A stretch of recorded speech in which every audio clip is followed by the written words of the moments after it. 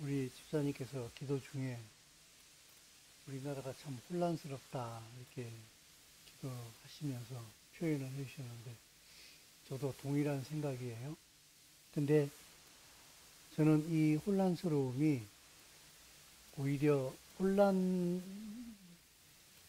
위한 혼란 때문에 혼란스럽다라기보다는 이 혼란은 오히려 우리가 마땅히 겪어야 할 혼란이기도 하고, 그리고 정말 더 좋은, 더 나은 우리나라의 앞날을 위한 정말 좋은 혼란이 아닌가. 굉장히 긍정이 많은 혼란이다. 그런 생각을 합니다. 그런 의미에서 보게 되면요. 지금이 이제 탄핵 정국이라 이렇게 표현을 하고 있는데, 이 탄핵 정국 속에서 여러분, 스타가 누구죠? 여러분 생각하시기에 보는 관점에 따라서 많이 달라지겠지요. 그죠? 지금 이 탄핵 정국에서 가장 빛나는 사람이 누구겠는가? 어떤 사람은 또, 어, 이재명 민주당 대표가 아니겠는가? 어떤 사람은 윤석열 대통령이 아닌가? 또 보는 관점에 따라서, 국민들이 아닌가? 관점에 따라서 조금씩 달라지긴 하겠습니다만은, 숨겨진 분들이 있어요.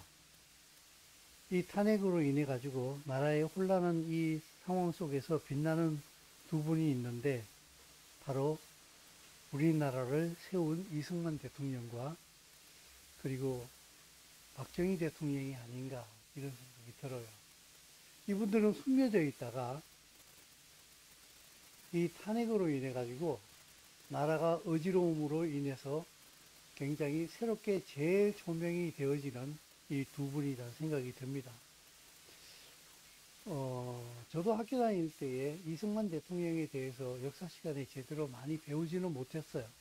근데 이승만 대통령 이러면은, 제 머릿속에 떠오르는 이미지는 부정선거, 그리고 별로 안 좋았어. 말년이. 그냥 이 정도 밖에 없었어요.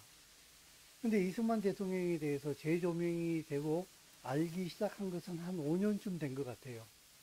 그래서, 아, 굉장히 잘못 알려진 대통령이 이승만이구나 하는 사실을 알게 되었는데, 사실 이승만 대통령은 자유민주주의의 기초를 우리 대한민국에 세운 아주 굉장히 훌륭한 대통령입니다. 그리고 이 나라가 자유민주주의를 향하여서 올바로 갈 수 있도록 그 나라의 방향을 정확하게 세워 놓으신 분이 바로 이분이시거든요. 그리고 박정희 대통령은 독재자라고 하는 그런 어떤 타이틀을 늘 달고 다니긴 합니다만은, 이 박정희 대통령은 공산주의를 막아내고, 그리고 이 대한민국의 경제 발전의 기초를 놓고, 그리고 실제로 발전을 시켜 놓으신, 그리고 우리나라의 이 대한민국 국민이 먹고 살 수 있는 그 먹거리의 기반을 다 만들어 놓으신 분이 바로 이분이에요. 경부고속도로를 닫고, 그리고 포항제철을 세우고, 이렇게 하면서 이 나라의 먹거리를 그때 다 세워놨어요. 이분이. 물론 뭐 이분도 그 마지막이 별로 아름답지는 못했습니다만, 그거야 우리가 어떻게 다 판단을 하겠습니까? 아무튼 이 이승만 박정희 대통령이 이 나라의 혼란한 시국을 속에서 새롭게 재조명되어지고 있는데,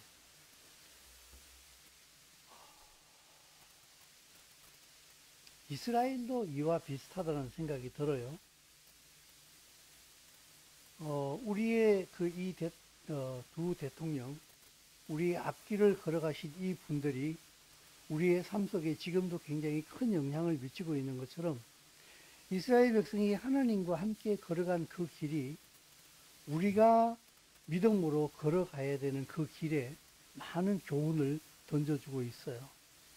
이스라엘이 걷는 그 믿음의 여정의 그 모든 길들, 우리 이렇게 목사님들이 설교를 한다든지 성도들이 성경을 읽게 되면 이스라엘을 제외시켜 놓고서는 아무것도 해석이 안 돼요.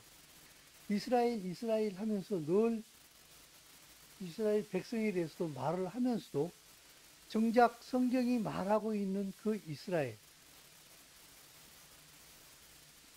성경이 보여주고 있는 그 이스라엘에 대해서는 잘 모르는 것 같아요. 그냥 그저 이스라엘은 우리보다 먼저 믿음의 길을 걸어간 민족들인데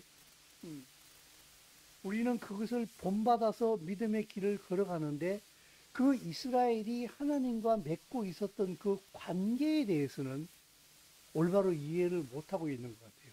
그리고 그 이스라엘과 우리가 어떤 관계가 있는가? 그 이스라엘과의 우리와의 관계가 올바로 설정되어지지 못하게 되면은 이걸 뭐라고 표현을 해 놓을까요? 찐빵은 찐빵인데 안고가 없어요. 짜장면인데 짜장이 없어. 여러분, 짜장면인데 짜장이 없으면 어떻게 되겠습니까? 와, 이거는 맛이 없는 게 아니라 고통스러워요. 생면을 그냥 한번 먹어보세요. 그 이스라엘이 걸어가고 있는 그 믿음의 모든 여정들, 그리고 그 하나님 앞에 순종함으로 성공하고, 그리고 불순종으로 인한 그 실패, 이 모든 것이 함께 섞여서 우리에게 교훈을 던져주고 있는데, 자, 오늘 우리 본문 말씀 한 군데 읽으면서 계속 나가도록 하겠습니다. 자, 출애굽기, 왜 안 넘어가요? 자, 같이 한번 읽습니다. 자, 시작. 바로가 백성을 보낸 후에 블레셋 사람의 땅의 길은 가까울지라도 하나님이 그들을 그 길로 인도하지 아니하셨으니 이 백성이 전쟁을 하게 되면 마음을 돌이켜 애굽으로 돌아갈까 하셨습니다. 그러므로 하나님이 황해에 백성을 인도하시매 이스라엘 자손이 애굽 땅에서 대열을 지어 나올 때 모세가 애굽에 있는 요셉이 이스라엘 자손으로 단단히 맹세하게 하여 반드시 너희를 찾아오시리니 너희는 내 유고를 여기서 가지고 나가라 하였습니다. 그들이 수꽃을 떠나서 광야 끝 에람에 장막을 치니 여호와께서 그들 앞에서 타시며 낮에는 구름 기둥으로 그들의 길을 인도하시고 밤에는 불기둥으로 그들에게 비추사 낮이나 밤이나 진행하게 하시니 낮에는 구름 기둥 밤에는 불기둥이 백성 앞에서 떠나지 아니하니라. 아멘. 자, 이스라엘 백성이 애굽에서 떠나 나올 때에 그들의 요셉의 그 유언을 따라서 모세가 요셉의 유고를 가지고 나왔어요. 이는 요셉이 죽기 전에 이스라엘 자손에게 단단히 맹세시켰어요. 너희가 반드시 이 애굽 땅에 영원히 살게 되지는 않고 때가 이르게 되면 하나님께서 너희를 이 애굽 땅에서 떠나게 할 것이다. 그때에 너희들은 반드시 내 유고를 가지고 떠나야 된다. 그 가나안 땅에 하나님께서 인도하시는 그 가나안 땅에 내 유고를 갖다 놔라. 이렇게 유언을 하고 죽었어요. 그래서 모세는 이스라엘 백성들과 함께 요셉의 유고를 가지고 애굽을 떠났어요. 여러분, 이스라엘 백성의 그 믿음의 조상들, 그들은 우리의 믿음의 조상들이기도 해요. 아브라함은 우리의 믿음의 조상이기도 해요. 그 믿음의 조상들의 삶의 목적과 목표는 바로 가나안 땅이었어요. 땅 그 자체라기보다는 그 가나안 땅이 이스라엘 백성들에게 주는 의미예요. 아브라함에게 하나님께서 분명히 말씀하시기를 이 땅을 너와 너의 후손에게 주겠다. 그때 말씀하시기를 이 땅을 너와 너의 후손에게 소유로 주겠다. 요새로 치게 되면은 등기 이전을 확실하게 해주신 거예요. 하나님의 이름으로. 이건 니네 땅이야. 땅의 모든 국경은 하나님의 임의대로 그 시대에서 왕들의 권력에 따라 가지고 국경이 옮겨지기도 합니다. 그죠? 지금도 우크라이나하고 러시아하고 전쟁을 하잖아요.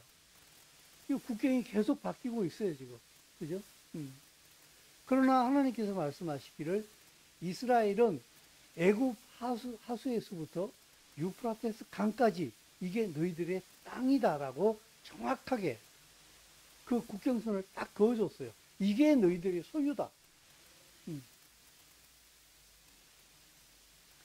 거기가 바로 하나님의 나라예요. 이 땅에 임할 하나님의 나라의 시작점이요, 모체예요. 그곳이 바로 하나님의 언약의 땅이라고요. 사실 복음이라고 하는 것은 여기서부터 시작되어지는 거예요. 하나님의 통치가 임하는 그것이 복음이에요. 그 하나님의 통치가 완전히 이루어지는 게 복음이라고.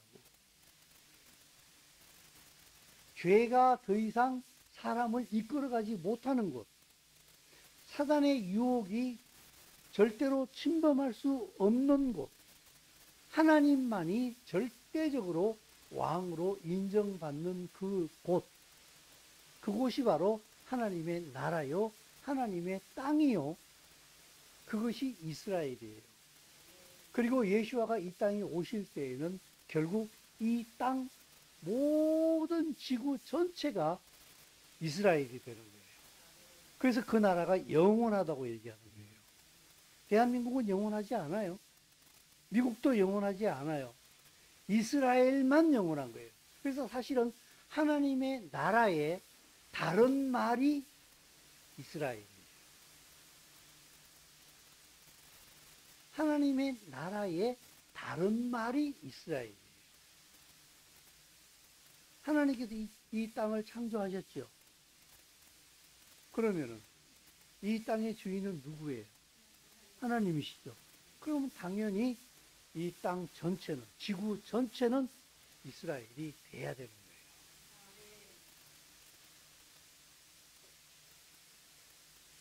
그래서 이스라엘은 굉장히 작은 민족이에요. 그러나 그 이스라엘은 모든 이방인을 포함해서 이 땅의 모든 민족들의 인류를 대표해요. 그리고 그들은 그 어깨에 온 인류를 짊어지고 하나님의 나라를 향하여서 간 거예요. 이스라엘 백성들을 애굽에서 불러내신 이유는 이 이스라엘을 통하여서 말씀하시는 거예요. 나는 이 온 인류를 하나님의 나라로, 내 나라로 데리고 가기를 원한다. 내 나라 안에서 살게 하기를 원한다는 거예요. 그래서 하나님께서는 이스라엘 백성을 애굽에서 불러내신 거예요.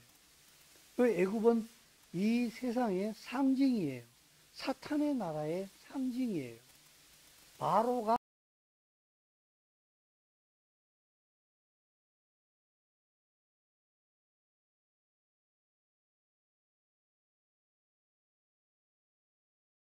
이스라엘을 불러내신 것은 내가 온 인류를 내가 내 나라로 이끌겠다라고 하는 예시라고. 죄로 인해서 사단의 억압 속에서 온 인류는 살아갈 수가 없다. 반드시 내 아들 예수와의 십자가의 피 아래서 죄로부터 자유한 하나님의 통치 아래에서 하나님과 관계하며 살아갈 수 있는 그 삶을 살아야 한다는 거예요. 그래서 하나님께서 유월절 어린 양의 피 아래에서 이스라엘 백성을 불러내신 거예요. 하나님께서 내리신 그 10가지 재앙의 마지막 재앙이 끝났을 때에 하나님께서는 그 유월절 어린 양을 잡아먹고 그리고 그 피를 문설주에 바르게 하시고 그 어린 양의 피 아래에서 이스라엘 백성을 불러냈다고요. 그 어린 양의 피 아래에서 애굽에서 불러내시고 그들을 가나안 땅으로 가게 하셨잖아요. 그래서 하나님의 나라는 죄로부터 자유한 곳이요. 하나님의 통치가 있는 것이요. 그리고 하나님의 처음이요. 마지막 꿈이 있어요.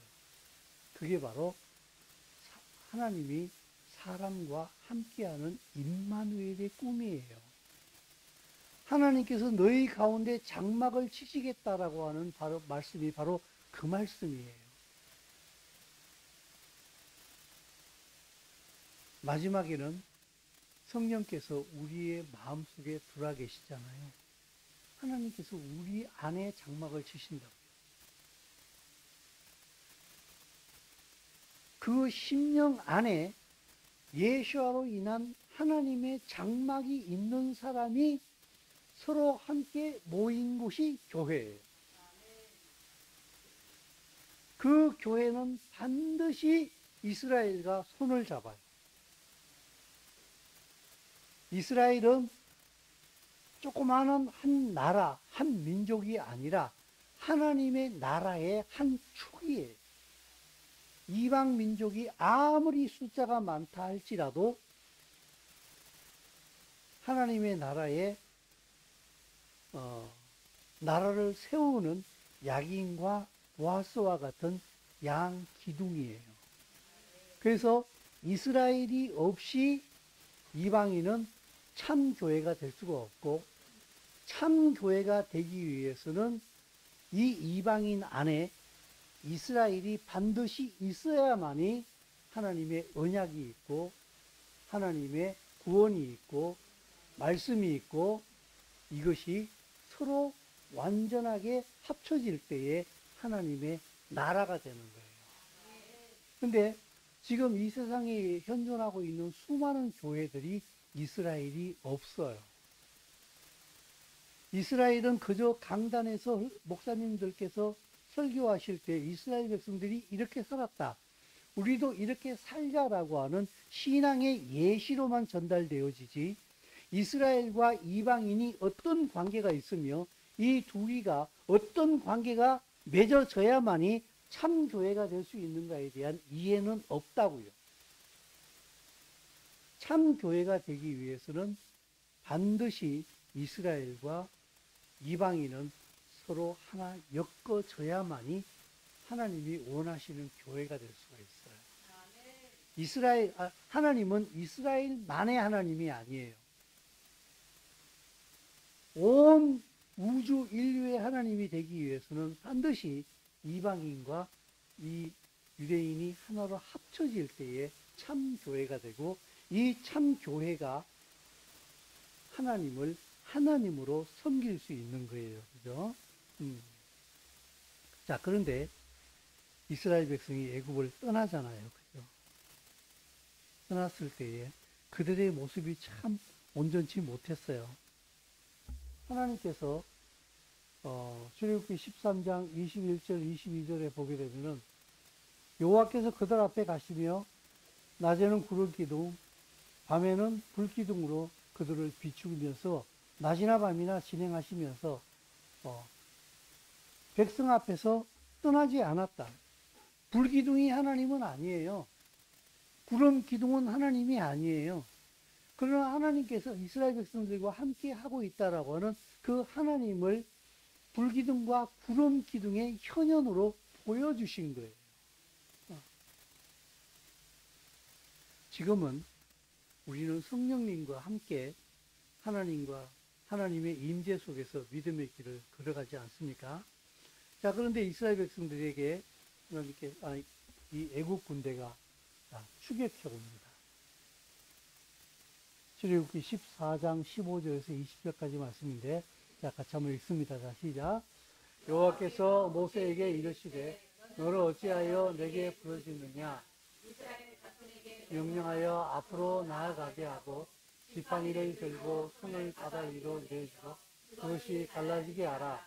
이스라엘 자손이 바다 가운데서 마른 땅으로 행하리라. 내가 애굽 사람들의 마음을 완악하게 할 것인즉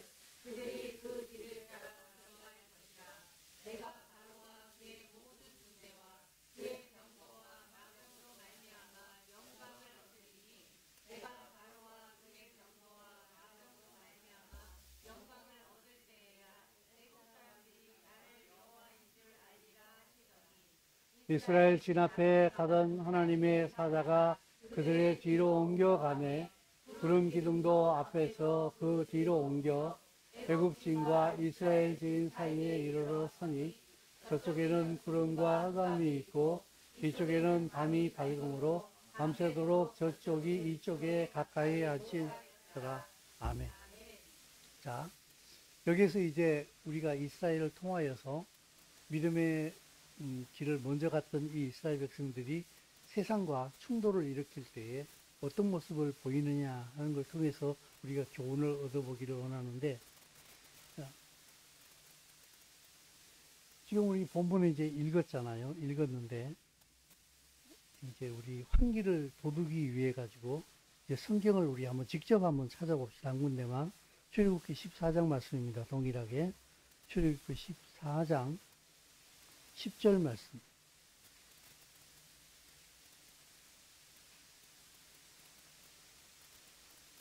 10절에서 12절까지거든요. 시작. 바로가 가까이 올 때에 이스라엘 자손이 눈을 들어본즉 애굽 사람들이 자기들 뒤에 이른지라. 이스라엘 자손이 심히 두려워하여 여호와께 부르짖고 그들이 또 모세에게 이르되 애굽에서 매장지가 없어서 우리 우리를 이끌어내어 이 광야에서 죽게 하느냐. 어찌하여 당신이 우리를 애굽에서 이끌어내어 우리에게 이같이 하느냐. 우리가 애굽에서 당신에게 이런 말이 이것이 아니냐. 이르기를 우리를 내버려 두라. 우리가 애굽에서를 섬길 것이라 하지 아니하였느냐. 애굽 사람을 섬기는 것이 광야에서 죽는 것보다 낫겠노라. 아멘. 자, 삶의 위기가 닥치게 되면은 자기도 모르게 자기의 본성이 튀어나와요. 가장 쉽게 할 수 있는 행동, 가장 쉽게 할 수 있는 말이 튀어나온다. 위기가 탁 닥치게 되면, 생각할 틈이 없게 됩니다. 그죠? 이스라엘 백성들이 애국 군대가 뒤쫓아왔을 때에 이들의 이 모습을 우리는 여기서 볼 수가 있어요. 계속해서 애국을 얘기합니다. 왜 우리를 애굽에서 이끌어내었느냐. 애굽에 매장지가 없어서 우리를 여기 이쪽으로 이끌어내었느냐. 우리가 애굽에서 당신에게 그러지 않았느냐. 우리를 애굽에 내버려 둬라. 애굽 사람을 섬길 것이라. 그렇게 말하지 않았느냐. 애굽을 섬기는 것이 광야에서 죽는 것보다 낫겠다. 근데 이스라엘이 이해가 돼요. 왜냐하면요, 저 예수 믿은 다음에 예수 믿은 거 후회 많이 했어요. 차라리 몰랐을 거. 차라리 예수를 몰랐다면 그냥 모르고 지옥 가면 되잖아. 아, 예수를 알아버렸어. 그리고 믿어버렸어. 근데 더 힘들다고 얘기해야 되나? 그래서 예수 믿는 것 때문에 내가 좀 어려움을 겪고 예수 믿는 것 때문에 내 마음대로 못하고 하는 것이 내게 다가왔는데, 그러면은 나 예수 믿는 거 취소? 나 안 믿을래. 그때 한번 그래 봤어. 뭐 얼떨결에 한번 그랬네. 나 안 믿을래 이제부터. 아, 이러면 좋겠는데 그것도 안 되네. 또 도저히 못하겠어. 그걸 또. 그때 그래서 제가 내 스스로 조용필이의 노래를 많이 불렀어요. 그때 당시 제가 제목을 정확하게 기억을 못하겠는데, 아무튼 돌아오지 않는 강인가? 돌아올 수 없는 달인가? 뭐, 하여튼 그런 게 있었어. 당신의 눈 속에, 뭐, 이렇게 시작하는. 근데 그 노래 가사라기보다는 그 제목이 참 제게 와요.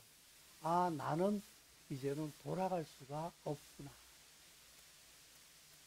다시 예수를 안 믿는다라고 얘기할 수 있는 그 자리도 돌아갈 수 없는 강을 건넜구나. 난 그래서 굉장히 이렇게 뼈저리게 느꼈어요. 아, 예수 믿는 건 취소가 안 되는구나, 이거는. 지옥을 가느냐 안 가느냐 이런 문제가 아니에요. 그거하고는 아무런 상관이 없이 내 입에서 나 예수 안 믿을래, 이제는. 그런 말을 할 수가 없다라고 하는 것이 제 마음속에 마치 예수님이 도장을 확 찍어 놓은 것 같아요. 절대로 취소할 수 없는. 아, 그냥 가야 되는구나. 죽이 되든 밥이 되든 그냥 가야 되는구나 하는 생각을 아주 깊게 하게 되었는데, 이들은 보게 되면요, 아주 노골적으로 깨놓고 얘기해요. 아니, 애굽에 매장지가 없어서 데리고 나왔어요? 애굽에서 차라리 애굽에서 죽는 게 나아요, 우리는.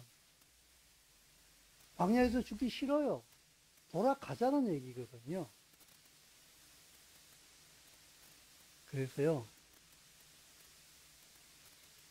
그래서 하나님의 백성과 함께 있다고 해서 하나님의 백성이 아닌 거예요. 하나님의 백성과 함께 있다고 다 하나님의 백성이 아니에요. 이스라엘과 함께 있다고 해서 이스라엘 백성이 아니라고. 하나님의 말씀과 함께 걸어가는 자가 하나님의 백성이에요.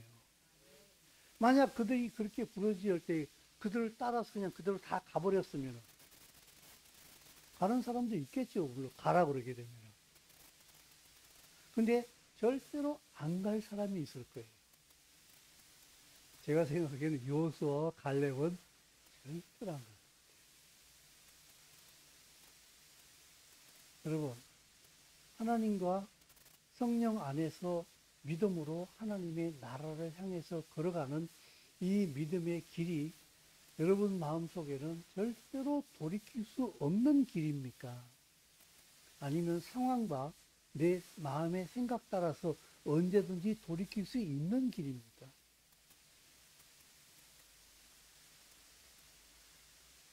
근데 이스라엘 백성이 지금 막 이제 애굽을 떠나 나왔어요, 지금. 그죠?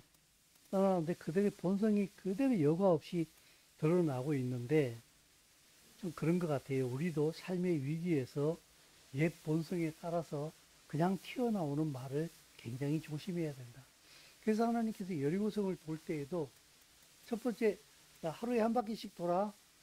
일곱째 날에는 7바퀴 돌아. 7바퀴 돌아. 그래 놓고서 딱 한 가지 단서를 달으세요, 하나님께서. 뭐라 그러셨죠?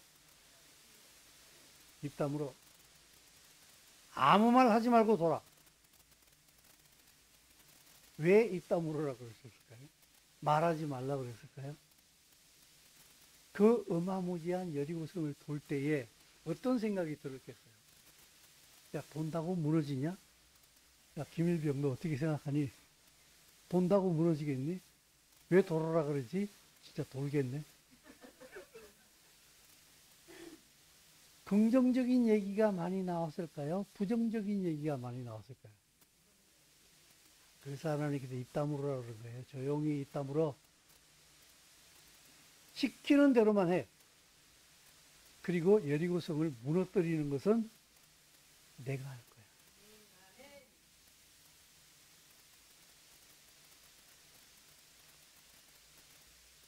그래서 개인이나 공동체에도 꼭 마찬가지인 것 같아요. 내 개인도 아씨 힘들어. 왜 이래야 돼? 왜 꼭 이래야 돼? 하면서 계속 부정적인 말을 쏟아내게 되면은 그 부정적인 말에 제일 영향을 많이 받는 사람이 누구인가 하게 되면은 바로 자기 자신이에요.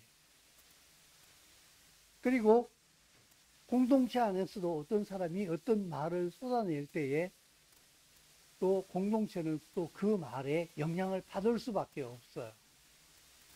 그래서 우리가 위기가 닥쳤을 때에 어떤 말을 하느냐도 굉장히 중요합니다. 굉장히 중요한데, 그것이 개인이나 공동체에게 굉장히 많은 영향을 미칠 수 있다 하는 사실들을 생각하면서 우리가 말도 하고 행동도 해야 되지 않겠는가. 그래서 지금 우리가 성경에서 읽은 이 본문 바로 다음 말씀이 바로 오늘 이 PPT에 띄워놓은 이 말씀이에요. 그죠? 그 이스라엘 백성이 이제는 죽었다. 애굽에 매장지가 없어서 우리를 데리고 나왔느냐라고 모세에게 온갖 부정적인 말을 쏟아내어 놓을 때에 그때 하나님께서는 모세에게 말씀하시기를 너는 왜 내게 부르짖느냐? 이스라엘 자손에게 명령하여 앞으로 나아가게 해라. 그리고 너는 지팡이를 들고 바다 위에 내밀어서 그 바다를 갈라지게 해라. 그리고 이스라엘 자손이 바다 가운데 마른 땅으로 행하게 될 것이다. 이스라엘 자손을 앞으로 나아가게 하라는 거예요. 아니 근데 나아갈만 해야 나아가지. 아니 앞에 땅이었으면 어떻게 되겠어요? 나아가라고 얘기 안 해도 나아갈 거 아니에요. 근데 앞에는 바다인데 뒤에는 애국 군대가 쫓아오는데 완전 도간에 던진데 앞으로 나아가게 하라니 물에 빠져 죽으란 얘기예요? 진짜 빠져 죽으란 얘기예요. 그래서 여러분 이렇습니다. 우리가 이 땅을 살아가면서 믿음을 가지고 있지만 내가 하나님의 말씀을 따라서 순종하는 그 길에는 내가 그 순종하면은 내 인생이 종을 칠 것만 같은 일들이 벌어진다는 사실입니다. 그래서 불순종하는 거예요. 이거는 충분히 순종할 만도 하고 순종해도 좋고 그걸 누가 순종 못하겠어요. 마른 땅인데 앞으로 가 그러면 다 갈 거 아니에요. 그거 왜 못 가겠어요 누가든. 근데 하나님께서는 앞으로 갈 수 없는 자리에서 앞으로 나아가라고 얘기해요.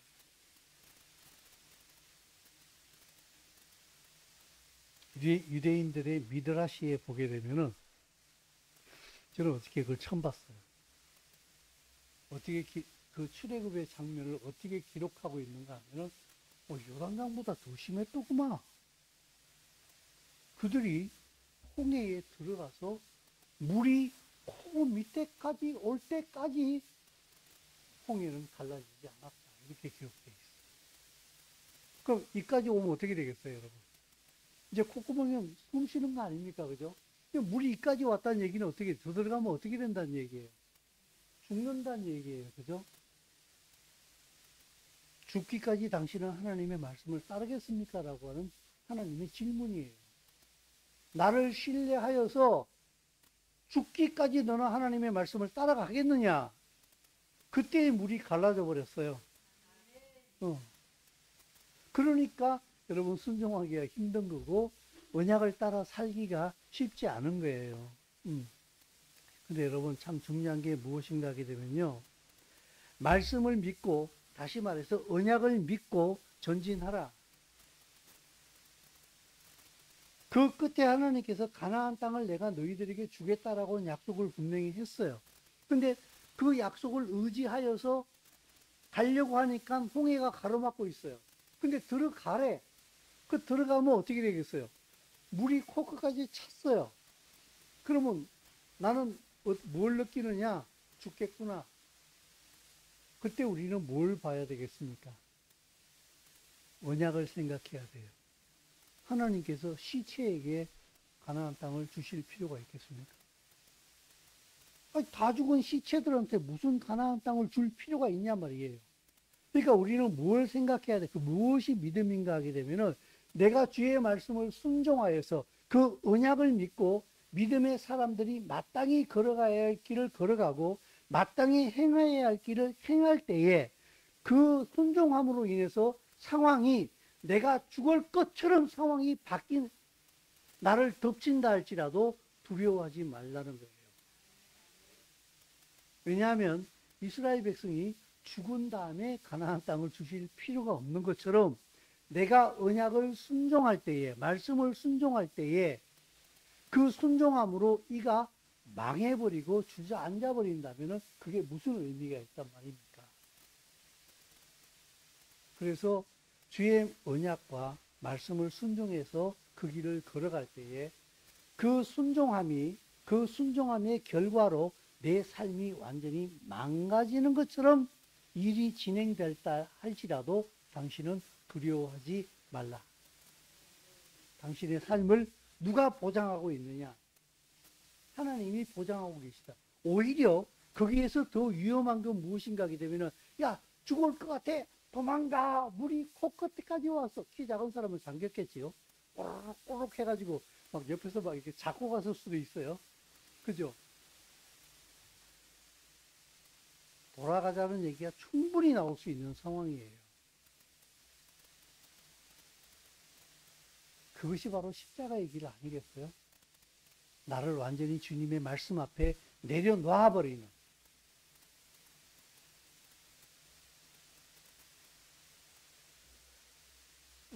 어떤 분이 그런 얘기를 하더라고요. 신앙은 굉장히 수동적이면서 굉장히 능동적이어야 된다. 우리 믿습니다. 믿습니다. 하나님이 하실 줄 믿습니다. 여러분 믿습니까? 믿습니까? 하나님이 하실 줄 믿으면은 당신은 믿음으로 행해야 돼요. 하나님께서 들어가, 물로 들어가 이렇게 얘기했잖아요. 죽습니다.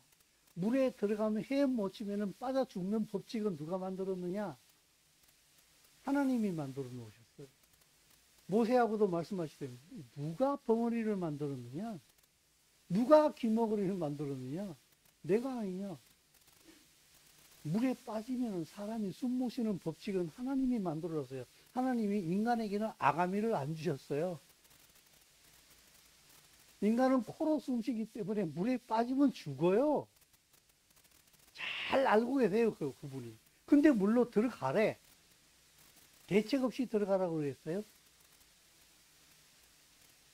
도저히 순종할 수 없는 상황인데 내 말씀대로 하래. 하나님이 대책이 없는 분이 아니라고 저는 믿습니다. 그래서 신앙은 굉장히 수동적이라는 얘기는 무슨 말인가 하게 되면 하나님의 말씀 가운데 행한다는 것이 굉장히 수동적이요. 굉장히 능동적이라는 얘기는 무슨 말인가 하면 그 하나님의 말씀을 믿음으로 인하여서 내가 해야 할 일을 한다는 거예요. 그래서 기도하며 움직이고 움직이면서 기도하는 거예요. 언약 가운데. 모든 행동 속에 하나님의 나라가 있느냐라고 생각하십시오.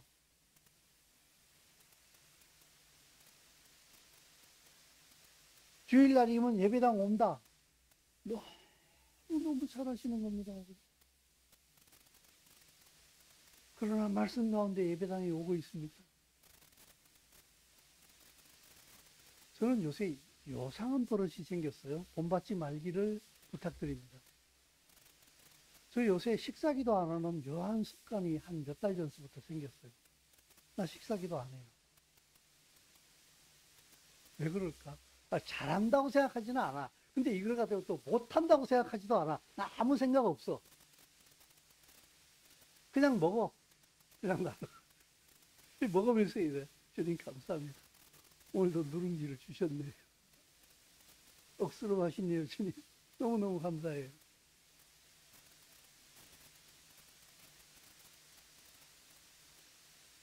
기도하느냐, 기도하지 않느냐가 더 중요할 수 있겠습니다만, 기도하되 말씀이 없는 기도, 예배당에 오나 언약이 없는 예배당에 와서 예배드리는 아무 생각 없이 그것이 아니라는 거예요.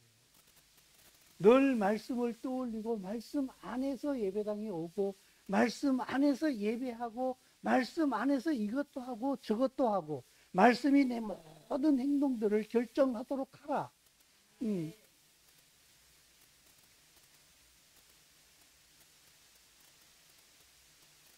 이스라엘 백성들이 여리고 성을 돌 때에도 그들은 언약 가운데 돌았습니다. 넘어갑시다.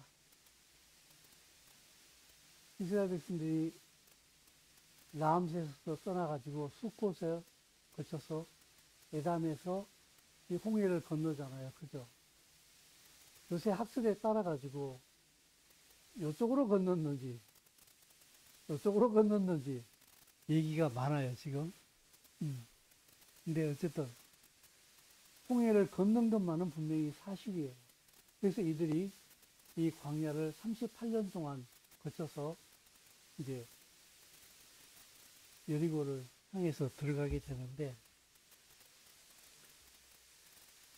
이 하나님께서 행하시는 이 모든 일들이 보게 되면요, 전부 다 이스라엘 백성들을 향해서 하나님께서 행하시는 한 가지 공통점은 무엇인가 하게 되면 항상 하나님은 언약 가운데, 말씀 가운데 행하신다는 사실입니다.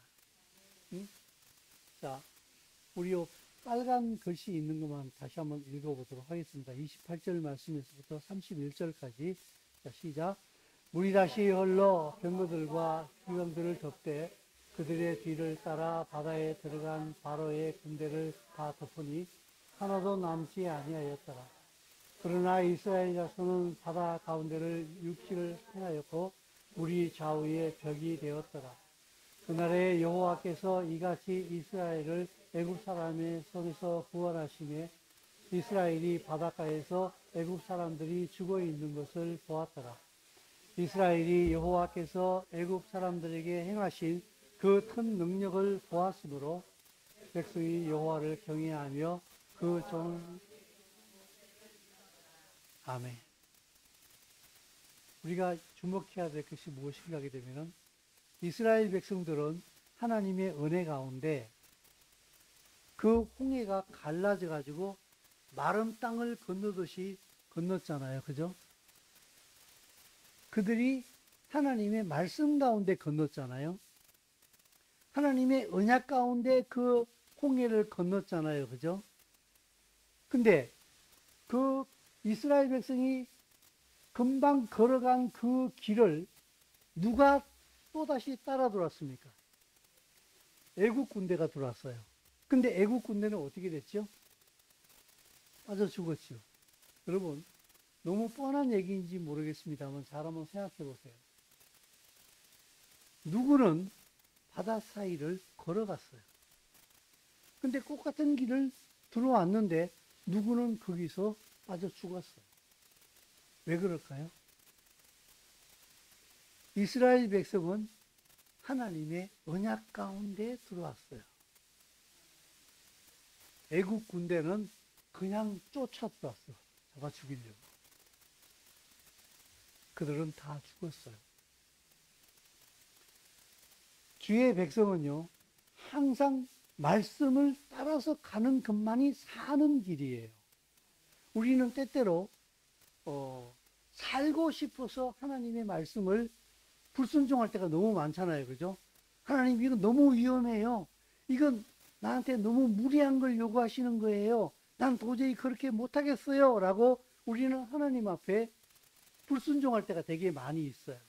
근데 분명히 알아야 될 게 무엇인가 하게 되면은 그 불순종은 오히려 내가 생각하는 안전함을 선택하는 거예요. 그죠? 그게 오히려 당신을 죽인다고 성경은 우리에게 가르치고 있어요. 근데 참 중요한 한 가지 팩트가 무엇인가 하게 되면은 30절 말씀을 보게 되면 그날에 여호와께서 이같이 이스라엘을 애굽 사람의 손에서 구원하시며 이스라엘이 바닷가에서 애굽 사람들이 뭘 봤다고요? 죽어 있는 것을 보았더라. 여러분, 팩트를 아셔야 됩니다. 이건 굉장히 많은 것을 우리에게 상징해 주고 있는데 애굽은 이미 이스라엘에 대하여서 죽었어요. 애굽은 이스라엘 백성들에게 어떤 힘도 쓸 수가 없어요. 홍해를 건너오는 그 순간에. 우리가 예수와 그리스도를 나의 구주로 섬기잖아요. 그죠? 그러면은 사단은 우리에게 아무것도 할 수가 없어요. 요한 1서에서 사도 요한은 분명히 말하기를 손끝도 못 댄다 그랬어요. 하나님의 백성들에게. 그런데 왜 우리에게는 삶에 어려운 일들이 많이 생길까요? 그것은 하나님께서 우리를 믿음의 사람으로 성장시키기 위하여서 허락해 주시는 부분만 생기는 거예요. 마치 욥이 하나님 앞에 의인이었습니다마는 그가 큰 환난을 당하잖아요. 자식들이 다 죽고 집이 무너지고 본인이 몸에 병이 들고 하는 굉장히 큰 어려움을 당하잖아요. 근데 그게 보게 되면 그때 할 때마다 하나님께서 항상 한계를 정해 주시잖아요. 그래, 몸을 병들게 해라 하는데 목숨에는 손대지 말라. 경계를 딱 정해 주시잖아요. 사단은 하나님께서 자기 백성들에게 허락하시는 일만 일어나는 거예요. 그래서 우리는 믿음의 선각자들이 말하기를 그리스도인에게는 우연이 없다라고 얘기하는 거예요. 우리에게 일어나는 것은 우리를 예수와 그리스도 안에서 가장 사랑하시는 그분의 섭리 안에서 일어나는 거예요. 그러므로 어떤 일이 일어나든지 간에 두려워하지 말고 그 두려움에 함몰되어서 불신앙적인 말씀 바깥의 일을 선택하는 것이 아니라 이 일이 어떻게 내게 달려오든지 간에 오히려 거기에서 말씀을 선택하고 언약을 선택하고 순종하는 길을 선택해라. 그것이 오히려 나를 살리는 것이다. 왜냐하면은 이건 굉장히 많은 상징을 포함하고 있어요. 이스라엘이 홍해를 건너왔을 때에 바닷가에서 애굽 사람들이 죽어 있는 것을 보았더라. 수장시켜버리고 이스라엘 백성은 단 한 명도 그 홍해에 빠져 죽지 않았어요. 왜? 말씀 따라왔으니까. 오늘날에도 이 모든 것은 명확한 팩트라는 사실을 우리는 믿음으로 알아야 됩니다. 그래서 이것을 사도 바울은 나중에 이렇게 표현했어요. 신약성경 갈라디아서 6장 14절에서 같이 한번 읽읍시다. 자, 시작. 그러나 내게는 우리 주 예수 그리스도의 십자가 외에 결코 자랑할 것이 없으니 그리스도로 말미암아 세상이 나를 대하여 십자가에 못 박히고 내가 또한 세상에 대하여서 그러하니라. 아멘. 예수와 그리스도 안에서 나는 이미 죽은 사람이야. 그래서 나는 세상에 대해서 못 박힌 사람이야. 세상하고는 나하고는 아무런 상관이 없어라는 뜻이에요. 그리고 세상도 내게 어떻게 할 수가 없어, 나는. 왜? 나는 이미 예수와 그리스도 안에 들어와 있는 사람이기 때문에. 우리는 흔히 인간을 표현할 때에 철학에서 던져진 돌이다. 세상 가운데 툭 던져져 버린 짱돌이다. 아니다. 예수와를 그리스도로 믿는 사람은 그 성령님의 철저한 보호 아래 있는 하나님의 백성들이다. 이걸 내가 믿음으로 알 때에 매 순간 어떤 상황 속에서 내가 무엇을 선택할 것인가가 올바로 결정할 수 있다는 거예요. 그게 믿음의 능동성이기도 해요. 하나님 다 해주세요. 아니에요. 하나님은 이미 다 하시겠다고 약속하셨어요. 그러면은 우리는 말씀을 따라가게 되면은 하나님의 말씀이 이루어지는 것을 우리는 볼 수가 있는 거예요. 사랑하는 성도 여러분, 광야에서는 애굽을 사는 것이 아니라 하나님과 동행함으로 살아야 됩니다. 우리는 예수를 믿고 신앙생활을 하는데 세상을 광야로 표현하잖아요. 그럼 우리는 정말 이 세상을 광야같이 생각한다면요. 여러분 보십시오. 이스라엘 백성들이 광야를 거쳐올 때에 이스라엘 백성의 생계를 누가 책임졌어요? 만나를 하나님께서 주시고 마실 물도 하나님이 주셨어요. 광야에서요. 애굽의 삶의 방식을 따르게 되면은 광야에서는 못 사는 거예요. 그거와 마찬가지로 내가 예수와를 나의 구주로 믿는다고 하면서 이 광야 같은 세상을 살아가면서 하나님의 말씀을 제껴놓고 세상의 방식대로 살고 있다고 한다면은 사실은 당신은 살았으나 죽은 자들이에요. 성경 창세기에서 분명히 하나님께서 아담과 하와에게 말씀하시기를 이 선악과를 먹는 날에는 너희가 어떻게 된다고 했어요? 어떻게 된다고 했어요? 죽는다고 했어요? 선악과 따먹고 죽었어요? 안 죽었어요? 안 죽었지요? 안 죽었네? 우리가 그렇게 살아가고 있다고. 근데 그 창세기에서 너희가 정령 죽는다는 말씀은 하나님과의 관계가 끊어져 버리는 걸 얘기하는 거예요. 영적으로 하나님과 교통이 불가능해지는 걸 얘기하는 거예요. 우리가 예수를 믿는다고 하면서 이 광야 같은 세상을 살아가면서 하나님과 관계없는 말씀을 따르지 아니하는 언약이 없는 그냥 예수와 믿어요. 나 믿어요. 그러는데 삶의 방식은 완전히 세상 방식대로 똑같이 따라가고 있어. 돈 중심이고 내 중심이고 내 생각 중심이고 내 가치관 중심이고 세상 가치관 중심이고 예수 믿니? 믿어요. 아니요, 당신은 믿는 사람 아니에요. 그건 네 생각이에요.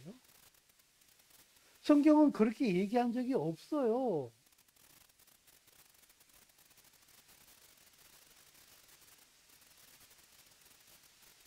이스라엘 백성이 애굽을 떠나 나왔잖아요. 광야를 거쳐 왔잖아요. 그런데 그 애굽에서 떠나 나온 사람들 가운데에서 누가 가나안 땅에 들어갔습니까? 몇 명이나 들어갔습니까? 여호수아와 갈렙 두 사람밖에 못 들어갔잖아요. 나머지 들어간 사람은 광야에서 태어난 사람들이에요. 이건 뭘 얘기하고 있는 거예요? 하나님의 말씀을 따라서 애굽에서 나와서 광야를 거쳐 왔다고 해서 다 주의 백성이 아니에요. 주의 말씀을 따르느냐 따르지 않느냐. 믿음이라고 하는 것은요, 무슨 허물탱이처럼 이래도 좋고 저래도 좋고, 왜 그러니? 하나님은 사랑이시잖아요. 믿음은 경계도 없이 불투명하게 이게 낮인지 이게 밤인지, 이게 선인지 이게 악인지, 이게 신앙인지 불신앙인지 관계도 불투명하고 대충 뭐 그냥 그렇게 살면 되는 거 아니겠어? 성경은 한 번도 그렇게 얘기한 적이 없습니다. 저를 포함한 수많은 목회자들이 그리스도인을 그렇게 만들어 놨어요. 그냥 이상한 사랑이라는 개념 속에서. 그리고 맨날 연약함의 노래를 부르면서 난 연약해요. 아직까지는 믿음이 없으니까 용서해 주시옵소서 이러면서 대충 또 그렇게 하게 되면 또 그럴 수밖에 없잖아요. 연약하니까 그냥 그렇게 하세요. 하나님도 용서해 주실 거예요. 우리를 이해해 주실 거예요. 하나님이 우리를 이해해 주시지 못한다는 뜻은 아니에요. 그거 몇 년 하셨어요, 지금. 하나님이 우리를 이해해 주실 거라고 하시면서 신앙도 아니고 불신앙도 아니고 믿음도 아니고 안 믿음도 아니고 대충 물에 물 탄 듯 술에 술 탄 듯 하고 살아온 그 신앙의 삶이 몇 년이냐고요.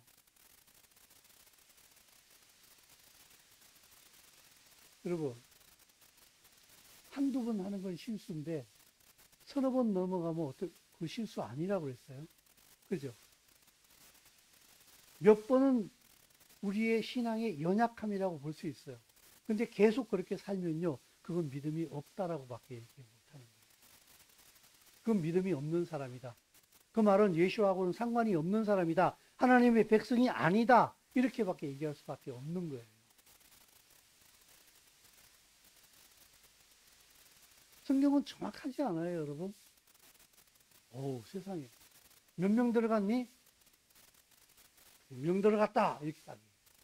2명 들어갔다.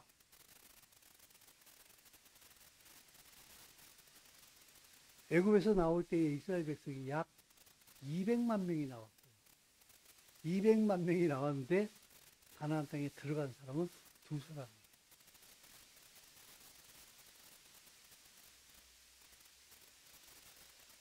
하나님과 관계가 어떠한지 잘 생각해 보셔야 됩니다.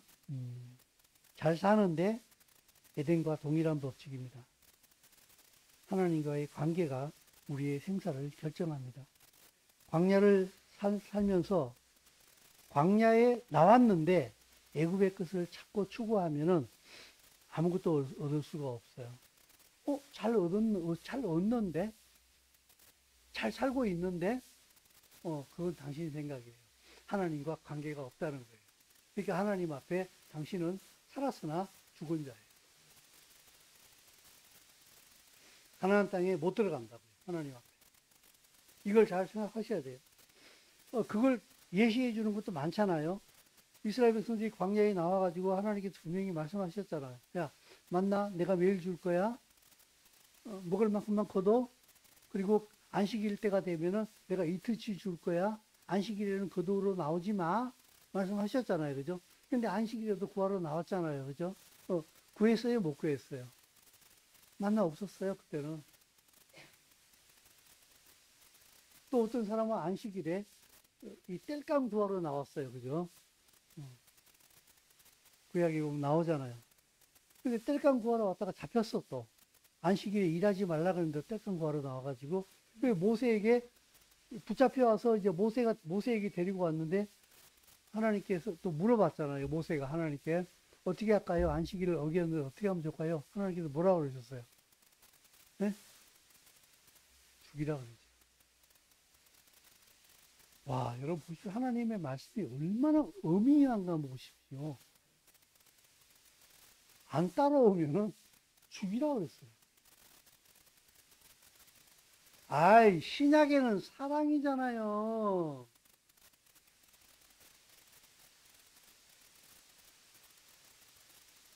안 해도 되잖아요. 사랑은 죽음보다 강합니다. 내가 예수와를 진짜 사랑하잖아요. 그러면은 반드시 순종의 길을 가게 되어 있습니다.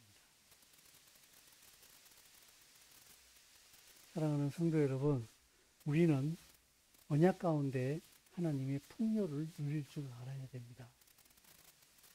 우리는 삶의 풍요라고 얘기하게 되면은 물질적인 풍요로움과 어떤 건강, 이런 어떤 그런 눈에 보이는 것들을 많이 생각을 하잖아요. 그게 중요하지 않다는 얘기가 아니에요. 그건 굉장히 중요한 부분이에요. 근데 하나님의 언약과 말씀 가운데 그것이 포함이 돼 있어요. 그래서 그들이 광야에서도 굶어 죽지 않았잖아요. 광야에서도 목마르지 않았잖아요. 광야에서 옷이 떨어지지 않았잖아요. 왜 그래요? 하나님의 언약이 그들을 지켜주고 있기 때문에 그래요. 근데 우리는 광야 같은 이 세상을 살아가면서 하나님의 말씀이 나를 지키도록 만드는 것이 아니라 내가 나를 지키려고 해요. 내가 나를 지키려고 하니까 내 기도 제목이 온통 나의 삶을 위한 기도로 점철되어져 버리는 거예요. 하나님의 나라를 향한 기도를 못하는 거예요. 나를 위한 기도고 나를 안 도와주게 되면 그 하나님은 내게 필요 없다라고 하는 그런 시대가 바로 이 시대고, 그렇게 변질되어진 신앙이 아주 쉽게 그냥 통용되어지고 있는 시대가 바로 이 시대의 신앙 세계이기도 해요. 이걸 우리는 굉장히 경계할 줄 알아야 됩니다. 우리는 언약과 말씀 가운데 하나님의 풍요를 누릴 수 있는 믿음의 백성의 삶을 살아야 할 줄로 믿습니다. 우리는 순종함으로 하나님을 누립니다. 순종하지 않으면 하나님을 못 누려요. 그러니까 순종함으로, 그 말씀에 순종함으로 하나님을 누리는 사람은 계속 순종해요. 그래서 돌파가 일어나요. 내게 불신앙을 요구하는 세상 속에서 난 그렇게는 못해. 나는 내 것이 다 없어진다 할지라도 나는 그렇게는 못해. 주의 말씀을 선택할 거야 라고 계속해서 나아가게 되면 말씀이 내 앞에 삶의 길을 계속 뚫어줍니다. 그래서 계속해서 믿음의 길을 갈 수 있도록 만들어요. 근데 불순종으로 살게 되면은 계속 두려워요. 주의 말씀으로 사는 것이. 그러니까 이렇게 하면 나 망하는데, 이렇게 하면 내가 힘들어지는데, 이렇게 하기는 내가 손해인데, 이렇게 하면 그게 아닌데, 이렇게 계속 불신앙을 선택할 수밖에 없어요. 그러면 이 사람의 삶은 하나님의 말씀으로부터, 언약으로부터 본의 아니게 멀어질 수밖에 없다는 사실입니다. 이들은 주의 풍요가 무엇인지를 몰라요. 못 누려요, 이들은. 계속해서 자기의 삶을 자기가 보존해야 되고, 내가 나를 지켜야 되고, 이건 굉장히 어려운 삶을. 신앙이라고 말을 하나, 신앙이 무엇인지를 전혀 모르고 설명할 수도 없고, 그런 삶을 살아갈 수밖에 없다고요. 사실은 그런데 그런 사람들이 교회 안에 너무 많아요. 근데 그것이 너무나 보편적이 되다 보니까 그게 문제가 안 돼요. 100명의 사람이 모였는데 99명이 전부 다 한쪽 다리로만 이렇게 뛰어다니게 되면은 그냥 한쪽 다리로 뛰어다니는 게 사람의 보행법이야라고 되는 거예요. 근데 원래 두 다리를 주신 하나님은 두 다리로 걷는 게 정상이야. 그러니까 99명이 한 발로 뛰더라도 하나님께서 보시기에는 두 발로 걷는 사람이 정상인 거예요. 그와 마찬가지로 지금 이 세상에 수많은 우리 그리스도인의 신앙의 세계 속에서 주의 말씀을 순종함으로 풍요를 누리는 것이 아니라 내가 내 풍요를 스스로 내 방법으로 창조를 하고 그리고 그 풍요할 수 있도록 나를 도와주세요라고 하나님을 억지로 끌고 오는 것이 마치 신앙의 정상인 양 설명되고 있는 이상한 세계가 되어버렸다. 그러나 성경은 절대로 그렇게 말하지 않는다. 그건 신앙이 아니다라고 분명하게 얘기를 한다. 나를 따르는 자가 신앙이지 네 방법으로 네 길을 가면서 네 방법으로 걸어가면서 나를 도와달라고 하는 그 기도는 하나님이 관심 없는 기도다. 그건 하나님이 인정할 수 없는 삶이다. 성경은 분명히 얘기를 하고 있거든요. 우리는 믿음으로 세상을 이기고 그 믿음의 삶으로 예수와 그리스도를 우리의 삶을 통하여서 선포하는 선지자의 삶을 살아야 하는 줄로 믿습니다. 신앙은 절대로 액세서리가 아닙니다. 삶이 없는 신앙은 신앙이 아닙니다. 삶이 없는 신앙은 신앙이 아닙니다. 하나님이 인정하시는 신앙은 반드시 주의 말씀과 언약을 따라갑니다. 목숨 걸고 따라갑니다. 그러나 그 길에 분명히 넘어짐도 있습니다. 우리는 신앙의 로봇가 아니에요. 분명히 넘어짐이 있습니다. 그러나 그 연약함은 하나님은 얼마든지 인정해 주십니다. 그리고 격려도 하십니다. 힘들었지? 내 말씀 따라오느라고 많이 힘들었지? 내가 너 알아. 왜? 내 아들 예수와도 이 땅에서 사람으로 살았거든. 나 잘 알아. 내가 힘줄게. 일어나. 다시 한번 더 해봐. 그렇게 격려하고 위로하십니다. 그러나 그냥 지 생각대로 살아가는 사람. 하나님께 관심 없죠? 하나님도 관심 없습니다. 당신한테.